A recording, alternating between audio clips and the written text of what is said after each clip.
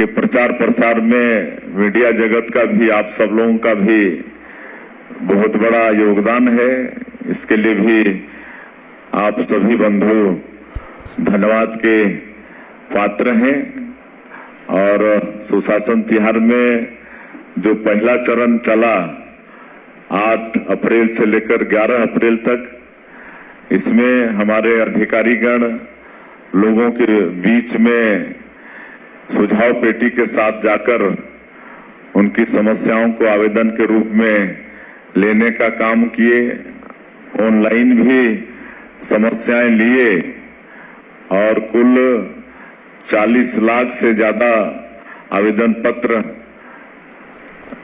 सुशासन तिहार के प्रथम चरण में मिले और द्वितीय चरण में 12 अप्रैल से लेकर 4 मई तक हमारे अधिकारियों ने इन समस्याओं का समाधान का प्रयास किया और 5 मई से ये तृतीय चरण चल रहा है। और तृतीय चरण में एक तो हम स्वयं, हमारे दोनों डिप्टी सीएम, हमारे मंत्रीगण, हमारे सांसदगण, विधायकगण और हमारे जो जनप्रतिनिधिगण हैं वो लोगों के बीच में जा रहे हैं, कहीं औचक भी जा रहे हैं बिना बताए, और वहां पर लोगों के बीच में चौपाल लगाकर उनसे बातचीत कर रहे हैं। सरकार की योजनाएं उन तक किस हद तक पहुंच रही हैं, राशन पहुंच रहा है कि नहीं, उनके गांव में बिजली रहती है कि नहीं, आपका स्कूल में शिक्षक आते हैं कि नहीं, पटवारी आता है कि नहीं, ये सारी बातें उनसे, महतारी बंधन का पैसा समय पर मिलता है कि नहीं, प्रधानमंत्री आवास बन रहे हैं कि नहीं, ये सब सारी जानकारी ले रहे हैं और बहुत अच्छा फीडबैक मिल रहा है। और समाधान शिविर का भी आयोजन कर रहे हैं क्लस्टर में, कहीं 8 पंचायत, कहीं 10 पंचायत, कहीं 15 पंचायत, ऐसा मिलाकर एक समाधान शिविर भी आयोजित कर रहे हैं, जिसमें हमारे अधिकारी रिपोर्ट कार्ड प्रस्तुत कर रहे हैं। जनता को उनके उस क्लस्टर में कितनी समस्याएं, कितनों का समाधान हुआ, ये पूरा रिपोर्ट कार्ड हमारे अधिकारी ये तीसरे चरण में दे रहे हैं। और हम रोज करीब 2 से 3 जिला जा रहे हैं और जो अंतिम जिला होता है वहां पर मतलब 2-3 जिले का समीक्षा बैठक लेते हैं, जिसमें बिंदुवार चर्चा होती है। और मैं 26-27 जिलों के 28वां जिला आज बालोद का हो गया, तो इसमें जो अनुभव मिला है और जो लोगों के बीच में जाकर उनसे फीडबैक लिए हैं, उससे मैं विश्वास के साथ कह सकता हूं कि 2023 के विधानसभा चुनाव में जनता ने जिस विश्वास के साथ हम लोगों को सरकार में बैठाया है, तो हम लोग उनके विश्वास में खरा उतरने का जो प्रयास किए हैं उसमें काफी हद तक जनता भी खुश है और हमको भी मुख्यमंत्री के नाते संतुष्टि है कि जो 1.5 साल में किए हैं उसमें जनता को हम थोड़ा लाभ देने में, उनको थोड़ा खुश करने में सफल हुए हैं। और कहीं कोई दिक्कत भी आ रही है तो उसको सुधारने का निर्देश प्रशासन के लोगों को दे रहे हैं। एक तो ये पेयजल के संबंध में शिकायत आ रही है, माननीय प्रधानमंत्री जी की जो बहुत कल्याणकारी योजना जल जीवन मिशन, शहरों में अमृत मिशन, जिसके माध्यम से लोगों के घरों तक नल द्वारा पानी पहुंचाने की बात है, लेकिन पिछली सरकार में इस पर ठीक से काम नहीं हुआ। कई जगह पानी नहीं है लेकिन टंकी खड़ी कर दिए हैं, पाइप बिछा दिए हैं, लोगों के घर में वो पॉइंट दे दिए हैं लेकिन पानी है नहीं। लेकिन ये सबको सुधारने का प्रयास हम लोग कर रहे हैं और माननीय प्रधानमंत्री जी का योजना को सफल करने का प्रयास कर रहे हैं कि हर घर में नल द्वारा पानी पहुंच जाए। तो कुल मिला के ये सुशासन तिहार एक तरह से काफी फायदेमंद सिद्ध हो रहा है। गांव की समस्याओं को भी जानने का हम लोग प्रयास कर रहे हैं और लोगों को भी अच्छा लग रहा है हम लोग को अपने बीच में पाकर।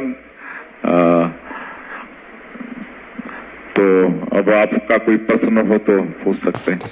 तो साथियों, आप लोग छत्तीसगढ़ के मुख्यमंत्री विष्णुदेव साय जी के भाषण सुन रहे हैं और छत्तीसगढ़ के मुख्यमंत्री विष्णुदेव साय जी ने दोस्तों छत्तीसगढ़ में जितने भी योजना चल रही है सभी योजनाओं के बारे में विस्तार से जानकारी दे रहे हैं। और छत्तीसगढ़ में दोस्तों जब से बीजेपी की सरकार आई है तो दोस्तों इसमें जितने भी गरीब है, किसान है, मजदूर है, महिला हैं, इनके हितों पर ही काम कर रहे हैं। और छत्तीसगढ़ में दोस्तों अब सुशासन तिहार चल रहा है साथियों, और इसके अंतर्गत दोस्तों छत्तीसगढ़ के मुख्यमंत्री विष्णुदेव साय जी ने दोस्तों गांव में जाकर, शहर में जाकर जिले वाइज दोस्तों इसमें सुशासन तिहार आयोजन कर रहे हैं। और दोस्तों गांव की क्या समस्या है, जितने भी योजना चल रही है उन सभी योजनाओं का लाभ पहुंच रहा है या नहीं पहुंच रहा है, इसकी जानकारी दोस्तों छत्तीसगढ़ के मुख्यमंत्री विष्णुदेव साय जी ने कर रहे हैं। और दोस्तों छत्तीसगढ़ में जब से बीजेपी की सरकार आई है तो दोस्तों इसमें सबसे पहले काम तो दोस्तों आवास का किया गया है। छत्तीसगढ़ के लिए दोस्तों 18 लाख आवास की स्वीकृति ले ली है, जिसमें से दोस्तों छत्तीसगढ़ में 18 लाख आवास पास भी हो चुके हैं। और हाल ही में दोस्तों सुशासन तिहार चल रहा है और इसके अंतर्गत दोस्तों आवास के लिए फिर से 22 लाख आवेदन भेजे गए हैं। और दोस्तों छत्तीसगढ़ के पंचायत मंत्री विजय शर्मा जी ने बताया कि इसका फिजिकल वेरिफिकेशन किया जाएगा और जितने भी पात्र होंगे उन सभी हितग्राहियों को आवास दिया जाएगा करके इसमें बड़ी घोषणाएं कर दी है। और छत्तीसगढ़ में दोस्तों लगातार आवास भी बन रहे हैं और जिनके आवास बन चुके हैं उनको गृह प्रवेश भी करा रहे हैं और जिनका किस्त बचा हुआ है उनको किस्त भी जारी कर रहे हैं। और छत्तीसगढ़ में दोस्तों किसानों की बात करें तो दोस्तों किसानों को भी 2 साल का बकाया बोनस मिल चुका है साथियों। और पहले कांग्रेस के कार्यकाल में दोस्तों देने की घोषणाएं किए थे, लेकिन दोस्तों बीजेपी के कार्यकाल के 2 साल का बकाया बोनस नहीं मिला था। लेकिन दोस्तों जैसे ही छत्तीसगढ़ में बीजेपी की सरकार आते ही 2 साल का बकाया बोनस बचा हुआ था उसको सभी किसानों को एकमुश्त दिया गया है। और जो हाल ही में धान खरीदी की गई थी उसका भी भुगतान सभी किसानों को मिल चुका है। पहले कांग्रेस के कार्यकाल में दोस्तों किस्तों में राशि जारी करते थे, लेकिन दोस्तों बीजेपी की सरकार आते ही सभी किसानों को एकमुश्त राशि जारी कर रहे हैं साथियों। वही दोस्तों महिलाओं की बात करें तो दोस्तों छत्तीसगढ़ के 70 लाख से भी ज़्यादा महिलाओं को मातृ वंदन योजना का लाभ मिल रहा है। और अभी तक दोस्तों इस योजना के अंतर्गत 15 किस्त जारी कर चुके हैं और 1 जून को दोस्तों मातृ वंदन योजना का 16वीं किस्त भी जारी करने वाले हैं। और छत्तीसगढ़ में दोस्तों रामलला दर्शन योजना भी चल रहा है। इसके तहत दोस्तों छत्तीसगढ़ के 22,000 से भी ज़्यादा श्रद्धालु अयोध्या राम का दर्शन करके आ चुके हैं। और छत्तीसगढ़ में जितने भी बुजुर्ग हैं 60 साल से ऊपर हैं उन सभी बुजुर्गों को उनके मनपसंद तीर्थ यात्रा करा रहे हैं और इस योजना का भी शुभारंभ हो चुके हैं साथियों। और छत्तीसगढ़ में दोस्तों सुशासन तिहार चल रहा है और इसके अंतर्गत दोस्तों छत्तीसगढ़ के मुख्यमंत्री विष्णुदेव साय जी ने गांव-गांव में जाकर दोस्तों इसका क्या समस्या है, गांव में बिजली पहुंच रहा है या नहीं पहुंच रहा है, शिक्षक पहुंच रहे हैं या नहीं पहुंच रहे हैं, और जितने भी योजना चल रही है उन सभी योजनाओं का लाभ मिल रहा है या नहीं मिल रहा है, इसकी जानकारी दोस्तों सुशासन तिहार के अंतर्गत छत्तीसगढ़ के मुख्यमंत्री विष्णुदेव साय जी ने जानकारी ले रहे हैं।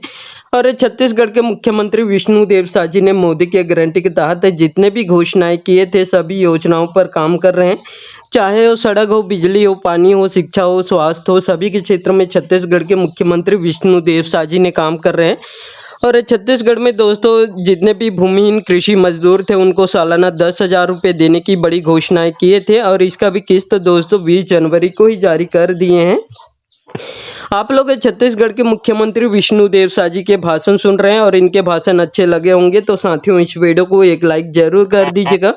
और आपको भी ऐसे लेटेस्ट अपडेट या न्यूज़ चाहिए तो मेरे चैनल को सब्सक्राइब करके ज़रूर रखिएगा और कमेंट बॉक्स में अपने गांव या शहर का नाम कमेंट करके ज़रूर बताइएगा, ताकि हम भी आपके गांव, आपके शहर, आपके ज़िले का न्यूज़ आप तक पहुंचाने का प्रयास कर सके साथियों।